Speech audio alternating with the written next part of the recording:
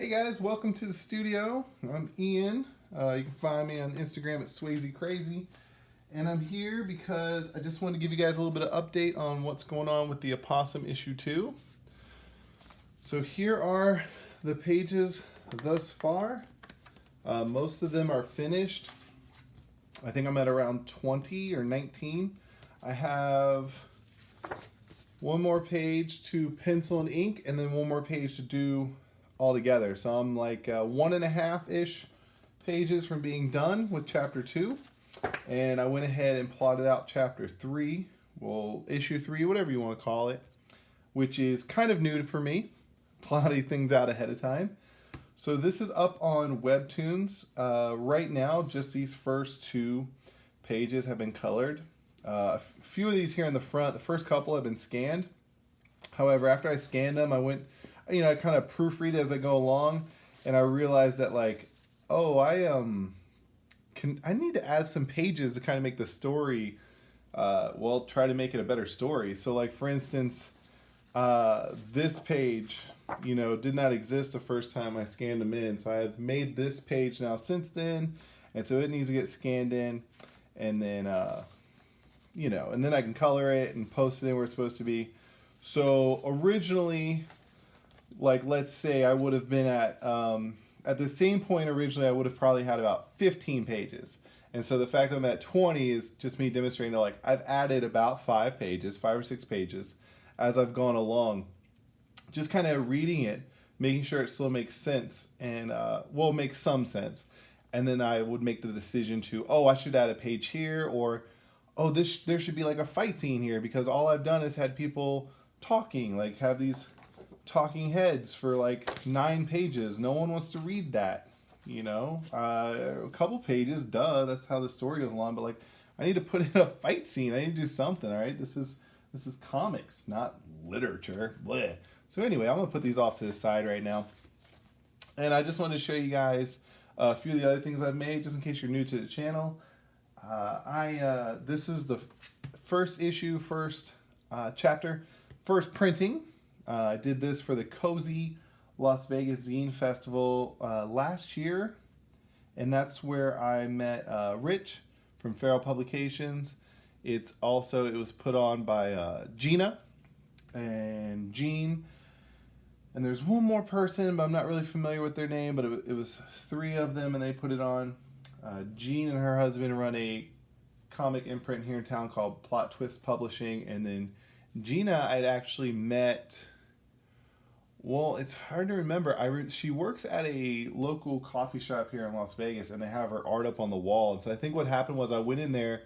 I don't know if she was working or not, but I saw her art, and of course she put her Instagram handle and contact information. So I think I followed her on Instagram, and then I met her at the free comic book fair at our library. That's actually where I met her. Yeah. So anyway, a quick aside. But they put on the festival, and I applied, and they accepted me, and so it was my first ever show. But of course, I just finished this, and so all of this was done in my sketchbook except for the color. The color is digitally done through my iMac Pro. But the reason I even made this comic to begin with is I run a comic book club at the school I teach at, and I kind of felt a little bit like a phony if I was teaching about comics and having creation and creating comics be our main theme, but I didn't really have anything to show them. I had done random strips and gag comics and just drawn things to amuse myself, and had these ideas for stories, but never actually putting them down. So I kind of had to call myself out and do something. And so of course, I'm a big fan of cartoonist kayfabe, and they always make it very clear that, especially in today's day and age, there's nothing stopping you. Okay, you just need to make the story. And what's the best way to get better? Make it. Okay, and I actually come from a bit of a music background. That was actually my first. Well, not my first love. My first love probably was drawing, but the first love to love me back was music. And so I definitely then took it from that side and started thinking the only way you're gonna get better at writing songs is writing songs. The only way you're gonna get better at playing the guitar, playing the drums is playing the guitar and playing the drums. And I had to think back to my own self and be man, I was so bad, but I put in those hours and put in that time, And then I was quote unquote good, or at least people were like, wow, you're so good. And that's because they did not see me. I mean, they weren't my parents, so they didn't have to listen to me butcher every song they hold dear for hours and days and weeks and months. These people have said like, wow, that's really good. They just saw me play at that open mic or just saw us play at that show. So, so I was like, oh, well, drawing, duh, that's the same thing. You're seeing these printed comics by these professionals, and some of them have been professionals for years, but even if they're new, right? They've been drawing for years, so you don't see all their bad drawings and everything. So I decided to put my bad drawings on display. And in fact, that's why this channel started off as bad art, and I'm going to kind of keep that trend going. So anyway, the Heroes of Hero City, the Opossum, it's just supposed to be a nonsensical or like Golden Age throwback. And so all these pages, like I said, were done in a sketchbook because I had to put up or shut up, and I don't like to shut up, so I had to actually start making these things. And so I had a sketchbook that a student had gotten me as a gift from like Target, so it's not like it was fancy Bristol or anything. It was just regular like 9x12 sketch paper, probably, I don't know, 40-pound weight, like not as thin as copy paper, but just a step up. And so here is, I want to make sure this is on the camera. And of course my drawing desk is on a slope, and I don't want to maneuver it because everything slides. It's like the San Andreas fault when I move this table, so I'm just going to hold it there. So what I would do is just blue line it, and then part of this was making sure that I could use just things anyone could find, not anything from an art store or anything like that. So I just use your 3 standard Sharpie sizes. The thin tip, this would be like the normal tip. I know it says fine, but this is like what everyone thinks of as the normal. And then the extra fine, I actually don't know if I have one sitting next to me right now. I kind of keep them under my desk. But yeah, here we go. So I use this one for all the fine lines, right? And the lettering. This one for all the outlines and most of the drawing. And then I actually don't have the third one, but it's the size up from this. It's like, I was just double checking my cup. I don't have it. It's the chisel tip. So that's where you get these big, fat, broad lines here. So I was just using the Sharpies. They're archival enough. Who really cares? Scanning it in and then coloring it on my iPad. And so that's what I did for this one. And on top of that, I'm so sorry. So this was issue 1, Stream of Conscious. Wrote it so I could have something as like a learning experience. Ended up selling it. I actually think I made some money, which is just shows you how nice and generous everyone is in this world, because that's how I was able to make money off this. And by money, I mean, I think I made $8, but it was enough to convince my wife that maybe it's worth me doing in the future, / it keeps me quiet. Another one I had at that Zine Fest this is one I started to sketch over the summer when I was with my in-laws in North Carolina, and it was 2 characters I made out of nowhere, and so I called Ninja Cat and Giant Bunny. So this one was still black and white. This one was actually done with like a brush pen, but that's something I wanted to show you guys. For the Opossum, for these gray tones, so not Giant Cat, not Giant Bunny, but like all these gray tones, I use this watercolor brush, and I saw this in a one of the sci-fi videos, Sci-Fi Wire, where they have the artist, and one of them, I can't remember who, but it was just a watercolor brush with, a gray wash in it. So they put a few drops of black ink and then added the water, and that was their tone brush, and I loved it. So I could do all the black lines in Sharpie. The white, whether I made a mistake or not, was white out. Just those like normal whiteout pens like this.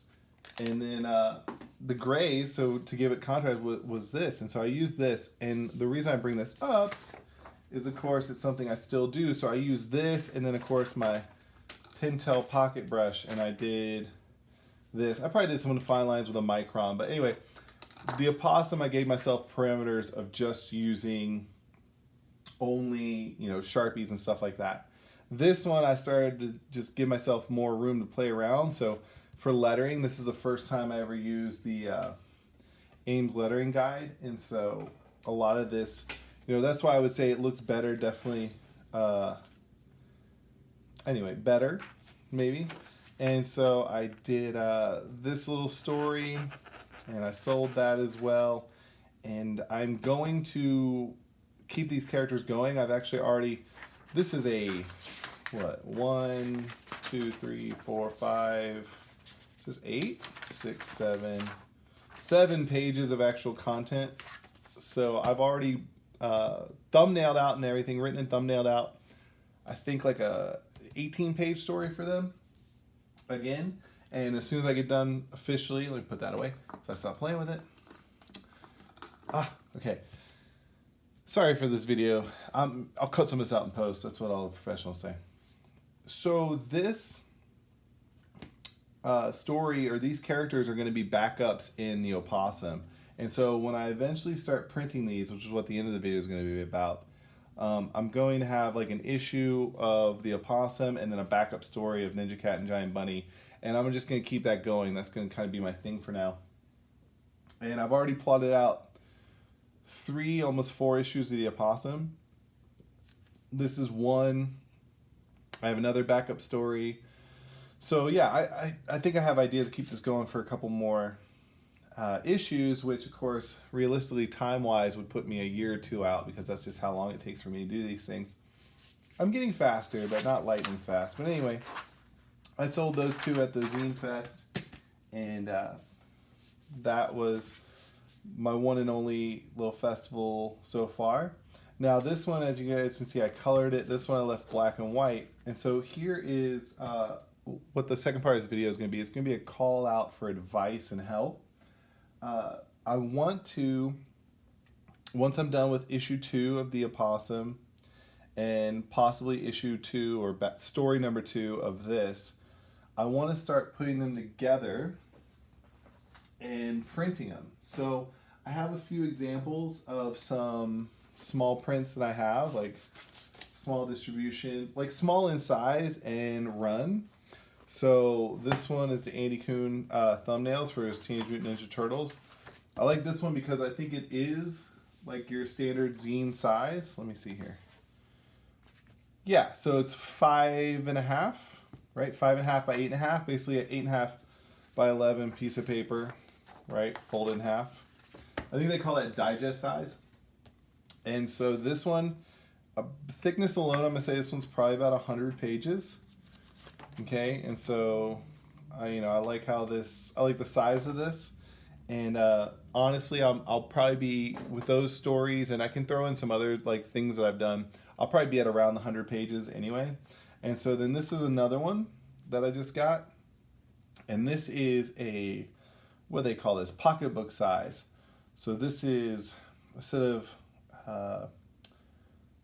5.5 by 8.5, it's 4 or 4.25 by 6 3/8 or something like that. So it's smaller, as you can see.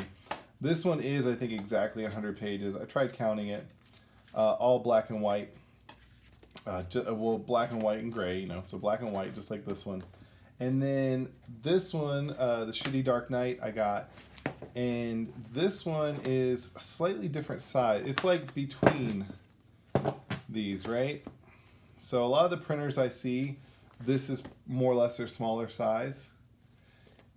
There is one Lulu Express Printing, which is actually where Pat Ian Rooks got his from, because I messaged him on Instagram, I think, and I was like, hey man, first of all, how do you get that size? Like, do you have to use a printer in town?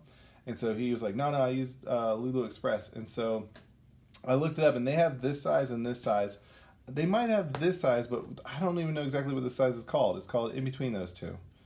See, it's like a little stair step there. So anyway, I want to get printed. I think this one is black and white as well. Yeah, so I want to do a black and white printing. Oh, there's my Jim Mahfood. Oh yeah, I must have bought it from Jim Mahfood. Yeah, all the bunch of creators in here, and I think they were all selling their own kind of Zach Soto, Jim Mahfood. Yeah, I bought it from Jim. That's who I got it from. Okay, so anyway, what was I saying? Oh, I want to print my stuff, and so I want to do black and white. So you'll get issue 1 of the Opossum, and it'll look like this, which I think is fine. And I can always go in and Procreate or something and add some halftone. Or actually, I have halftones. I have a bunch of deleter halftones sitting around in my room, so I can just add screen tones to it. But I want to do a black and white printing. And so right now, the only thing that seems easy enough or idiot-proof enough for me to understand is the Lulu Express. And so that would be these 2 sizes. And so I think I want to do this size, but really I just want some advice. Like, what do you guys, those of you who have printed that are watching this, what would you recommend? Would you use a printer out in town? Would you use a service like that? I think if I was to print it, so let's say something like this. If I was to print it and be about that thick, about this many pages and everything, and a cover exactly like this, okay? The best I can tell from a service like Lulu is it'd be around $3, give or take, about $3 a book, not including shipping. So $3 a book, and so so that would mean I could sell it for maybe like 10, which is how much this was, but like, is anyone going to buy it for 10? So anyway, a lot of things I'm thinking of. You guys can private message me or just leave a comment and just let me know, like, what's your advice? What should I do? I have some time for I really need to think about it. However, we have nothing but time, and so right now I'd kind of want to use our current societal predicament to my advantage and get this out. And if I'm going to have like a test run of something and it's not going to be successful, or if it's gangbusters, I'd want that to happen now. Why, even though I'm still working, I have plenty of time to dedicate to it, so I could either fix it or run with it or do whatever. So anyway, just want to make this video to catch you guys up on what I'm doing. I'm finishing issue 2. It will be all scanned, and I will begin the coloring this weekend. I'm recording this on April 18th, so by the 20th, that should be, new updates should be coming on Webtoons. Like I said, I have those out for examples. I want to start thinking about printing, and I need some advice. So anyway, guys, with that being said, this video is long enough. Please help me out if you can with some comments and advice. And if not, then I will see you next time. All right. Peace.